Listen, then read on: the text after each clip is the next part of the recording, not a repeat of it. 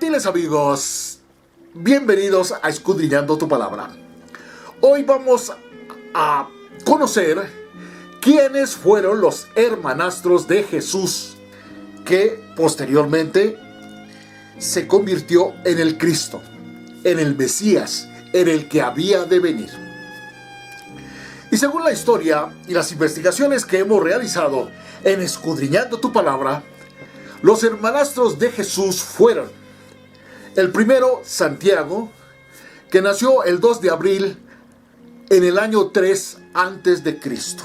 Es decir, Jesús tenía 4 años. El segundo fue Miriam, que nació el 11 de julio del año 2 antes de Cristo, cuando Jesús tenía 5 años.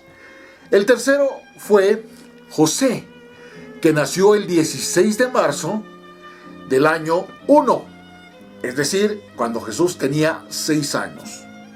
El cuarto fue Simón, que nació el 14 de abril en el año 2 después de Cristo. Es decir, Jesús ya contaba con 9 años. Marta fue la quinta, que nació el 15 de septiembre del año 3, cuando Jesús contaba con 10 años. El sexto fue Judas, que nació el 25 de junio del año 5, es decir, cuando Jesús tenía 12 años. El séptimo fue Amós, que nació el 9 de febrero del año 7 después de Cristo. El octavo hijo de María con José fue Ruth, que nació el 13 de marzo del año 9 después de Cristo. Es decir, cuando Jesús el Cristo tenía 16 años. Y les estoy dando la edad de Jesús cronológicamente porque es importante que entendamos los números y los códigos numéricos que aparecen justamente en esta historia, en este análisis que estamos realizando. Y este análisis que estamos realizando nos lleva a darnos cuenta que Jesús tuvo 8 hermanastros. 8. El 8 es un código numérico sagrado importantísimo que vamos a analizar. Y la otra es importante, que el primer hermano que tenía Jesús le llegó a los 4 años. Y el último le llegó cuando él tenía 16 años. Estamos hablando de múltiplos de 4 que son muy importantes. Acordémonos que la esencia misma de nuestra naturaleza es que somos 4 en 1. Es decir, nuestro espíritu, nuestra mente, nuestro corazón, que cuando se unen conforman nuestra alma y nuestro cuerpo. Son 4 áreas de nuestra vida que tenemos que alimentar y a cada una de ellas tenemos que darle el 25%. No podemos darle a una de ellas el 70, el 75, el 85, el 90 o el 100, sino a todas. Y allí es justamente cuando a cada una de las áreas de nuestra vida le damos el 25%, es que podemos complementar el 100% que va a traer como resultado una extraordinaria bendición en nuestra vida espiritual, mental, emocional y física. Y como consecuencia traerá el que podamos permanecer en este mundo siendo imagen y semejanza de Dios, cuando nuestro espíritu fortalece a nuestra alma y la convierte en una sola, mente y corazón se convierten en uno, y nuestro cuerpo. Allí entramos en la trilogía o en la Trinidad. Y cuando entramos en la Trinidad, entonces somos imagen y semejanza de Dios Padre, Dios Hijo, Dios Espíritu Santo. Está claro, tenemos que escudriñar la palabra del Señor, porque es la única manera en que vamos a entender la clave espiritual con la que fue escrita.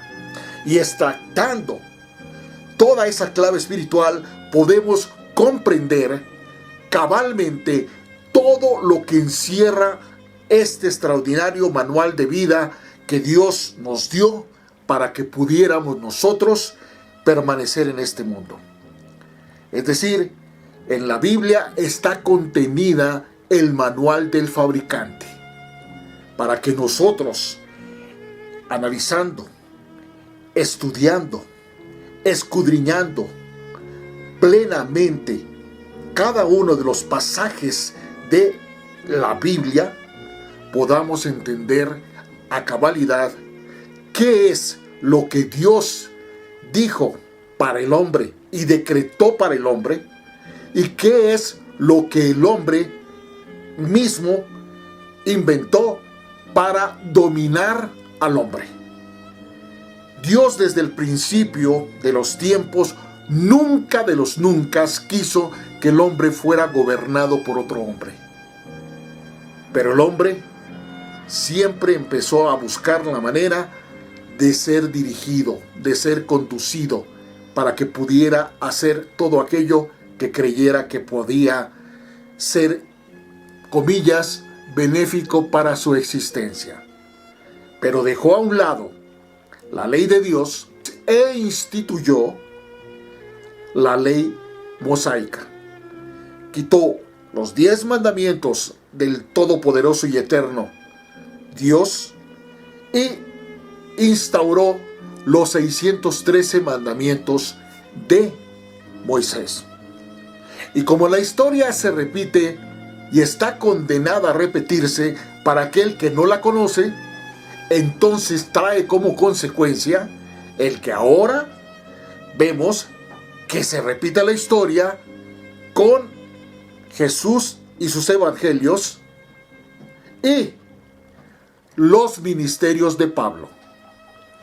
Quitaron los evangelios de Dios e instauraron los ministerios de Pablo. Ahora la gran pregunta es, ¿en verdad fue Moisés el que hizo eso? ¿Fue Pablo el que hizo eso? ¿O fueron las instituciones eclesiásticas las que tergiversaron todo para crear las religiones que hoy están gobernando el mundo y que, como su nombre lo indica, están sometiendo a la humanidad? Por eso es importante, queridos amigos, que analicemos, investiguemos, averigüemos, no me crean absolutamente nada de lo que yo les estoy diciendo. Únicamente chequen los datos, yo les doy los datos, ustedes los comprueban, los confirman, los analizan, los estudian, y una vez que ustedes hayan hecho eso, ustedes mismos podrán sacar sus propias conclusiones. Ahora, continuando con la historia, nos damos cuenta que en el año 14 después de Cristo, es decir, cuando el último de los hijos de José, que era Ruth, tenía 5 años, que muere José, el padre putativo de Jesús. Ahora, hay una cosa que es muy importante, como vimos en los capítulos de El Mesías rechazado. José no era un simple carpintero. José era un hombre extraordinariamente preparado en el arte de la carpintería. José era geómetra, aquel que estudia las idealizaciones del espacio en términos de las propiedades y medidas de las figuras geométricas. Eso en realidad era José el carpintero. Y esto es bien interesante. Porque por eso Jesús, siendo niño, no vivía en un lugar de gente pobre y necesitada.